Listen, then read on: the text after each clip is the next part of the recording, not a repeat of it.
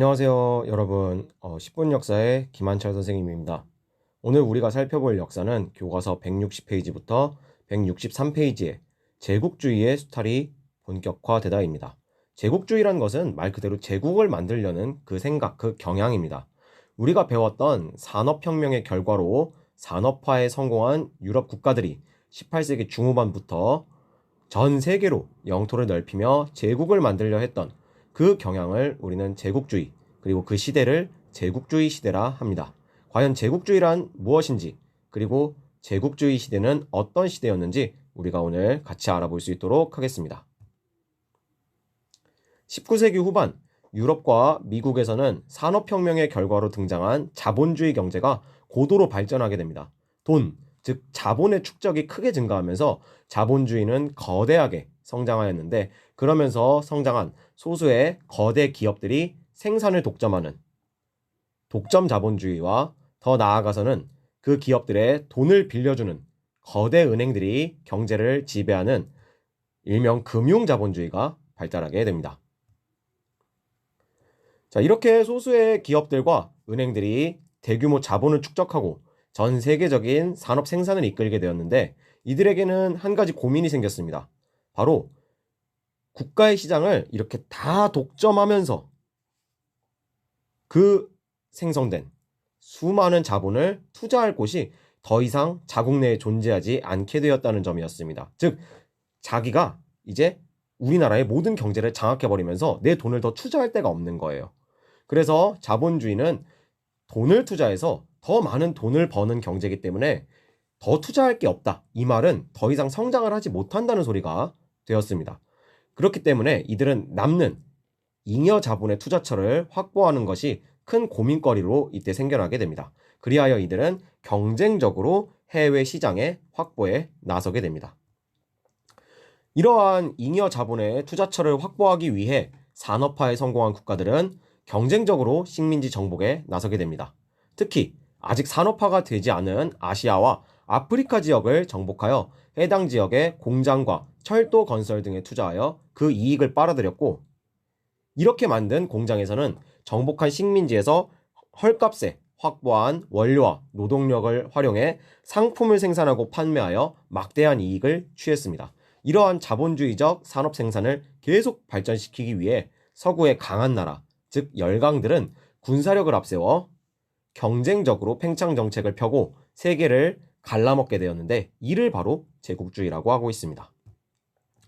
다만 이제 군사력으로 다른 나라를 침략하는 것이 도덕적으로 문제가 된다는 것은 다들 가지고 있는 상식이었어요. 그렇기 때문에 이들은 자신들의 제국주의적 침략을 정당화할 논리를 찾게 됩니다. 우선 그들은 자신들의 침략과 식민 지배가 나쁜 게 아니라 식민지인들을 도와주기 위해서라는 주장을 펼치게 되는데, 열등한 아시아와 아프리카의 미개인들에게 우월한 백인들이 문명을 전파하기 위해 그 미개한 사람들을 문명 사회로 이끄는 축복을 주기 위해 식민 지배를 한다는 주장을 펼치게 되었습니다. 이것은 바로 그 당시에 영국 시인인 러디어드 키플링의 백인의 짐이라는 시인데, 여기에 보면 그 미개한 아시아 아프리카인들을 백인들이 짐을 지고 문명의 축복을 내려줘야 된다, 그 당시에 그 생각이 잘 드러나 있습니다. 그래서 그 주장, 이 주장을 뒷받침하기 위한 논리로 사회 진화론과 인종주의가 등장하게 됩니다. 사회 진화론은 이 허버트 스펜서에 의해 등장한 논리로 더 발달된 유럽 사회가 덜 발달된 아시아, 아프리카의 사회를 지배하는 것은 당연한 것이며, 이는 자연의 법칙인 적자 생존, 즉 생존에 적합한 생물만이 생존한다는 것과 똑같은 논리라고 이야기를 했습니다.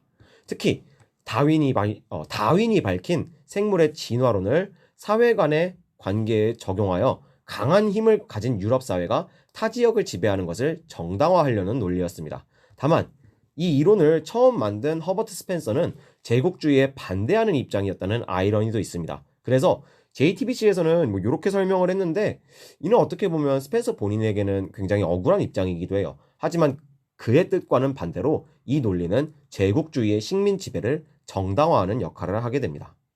그리고 또 등장한 게 바로 인종주의인데, 인종주의는 인종 간에는 지능 등에 있어서 차이가 있으며 피부색이 짙을수록 열등하고 밝을수록 우수하다는 논리가 바로 인종주의입니다. 그래서 일부 학자들은 인종 간의 머리 크기와 뇌 용량에서의 차이를 연구하려고 하였고, 그 당시의 비누 브랜드인 도브사의 광고에서는 우리 비누를 쓰면 흑인도 하얘진다라는 인종차별적인 광고를 하기도 하였습니다. 하지만 현재 과학적인 연구에 따르면 지능의 차이에 있어서 인종 간의 차이는 없다는 것이 결론입니다.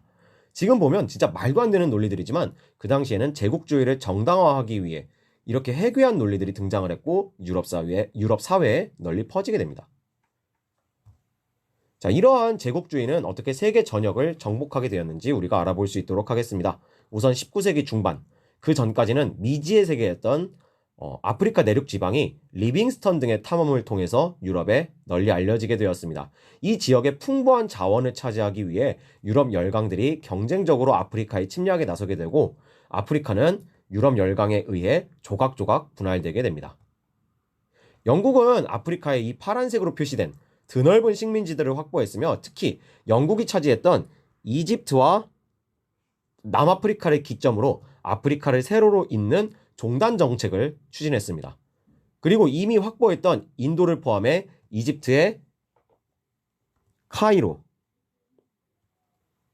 그 다음에 케이프타운, 그 다음에 인도의 콜카타, 이 세 가지 시를 가진 도시들을 잇는 3시 정책을 추진해서 영국의 식민 지배권을 확고히 하려고 노력을 했습니다. 프랑스는 알제리와 이거 빨간색이어서 잘 안 나오네요. 알제리와 마다가스카르 섬을 기점으로 아프리카를 가로로 이어버리는 아프리카 횡단 정책을 추진하게 됩니다. 이는 세로로 내려오는 영국과의 충돌을 빚게 되는데, 바로 수단의 파쇼다 지역에서 양국이, 영국과 프랑스가 충돌한 파쇼다 사건이 일어나게 됩니다. 그 당시 풍자화를 보면 파쇼다라는 뼈다귀를 놓고 영국과 프랑스가 서로 으르렁대고 있습니다. 이 충돌은 영국이 수단을 확보하는 대신 프랑스가 모로코를 확보하는 타협을 이루어내며 끝나게 됩니다. 독일은 통일도 늦었고 산업화도 비교적 뒤늦게 시작했기 때문에 식민지 개척에 있어서 뒤늦게 참여한 국가가 되겠습니다.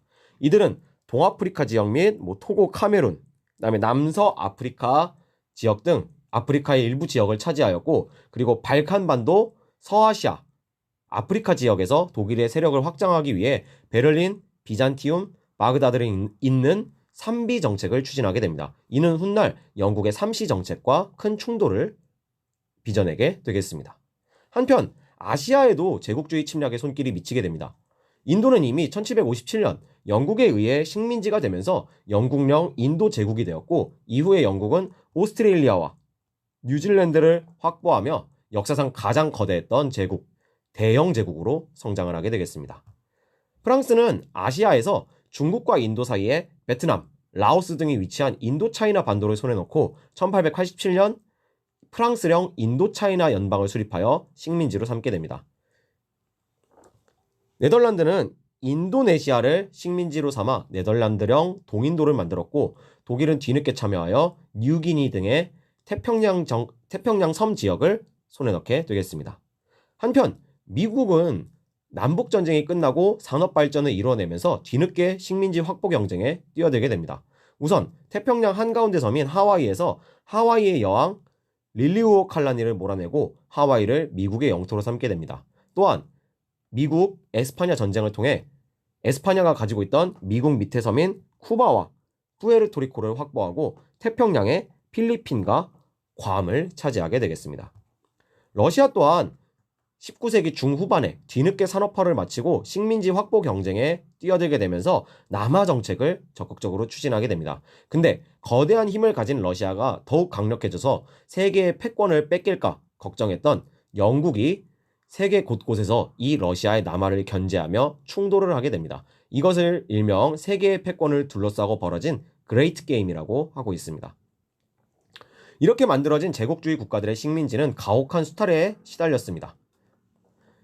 열강들이 그들에게 철도와 공장을 지어주긴 했지만 이는 식민지의 국민들이 잘 살게 하는 것이 아닌 키워서 잡아먹기 위한 것에 불과했습니다. 가난하면 뺏어갈 것도 없기 때문입니다. 그들이 만들어준 공장과 철도는 더 많은 상품을 빨리 만들게 해서 더 빨리 뺏어가기 위한 수단에 불과했습니다. 그렇기 때문에 일본이 우리나라를 식민지화할 때도 먼저 철도부터 설치해 주었던 것입니다.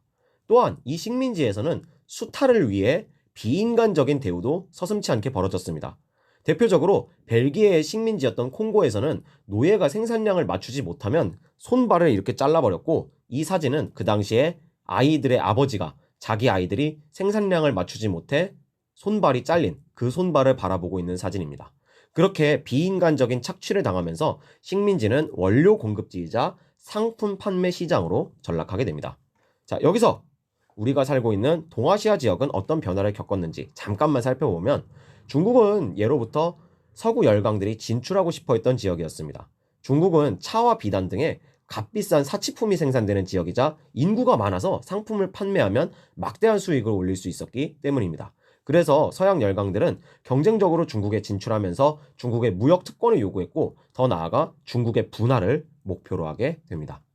우리나라, 한국은 중국과 일본보다 한 발 늦게 세계 시장에 참여하였고, 그렇기에 먼저 세계 시장에 뛰어들어서 강력해진 일본의 식민지로 이렇게 전락을 하게 되겠습니다.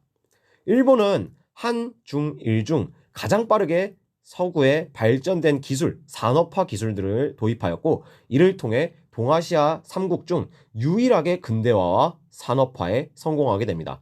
그것을 통해 서구 열강과 어깨를 나란히 한 유일한 동아시아 국가로 성장을 하게 됩니다. 일본은 이 힘을 가지고 오키나와, 타이완, 한국을 차지하고 만주로의 침략을 준비하게 되겠습니다.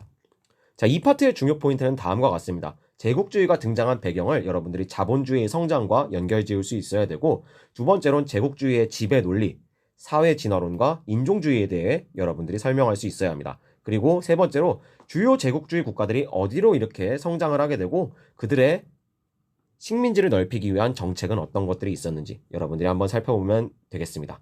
오늘 10분 역사는 여기서 끝내겠습니다. 10분 좀 넘었는데 죄송합니다. 여러분들 고생 많았어요. 안녕.